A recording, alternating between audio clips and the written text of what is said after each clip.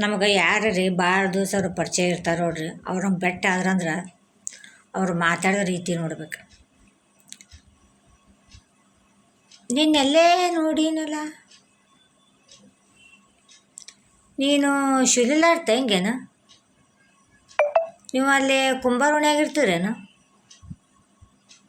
ನೀವು ಮೀನಾಕ್ಷಕ್ಕರ ಮಗಳನು? ನಿಮ್ಮನ್ನೆಲ್ಲೇ ನೋಡ್ದಂಗೆ ಆಗೈತೆ ರೀ.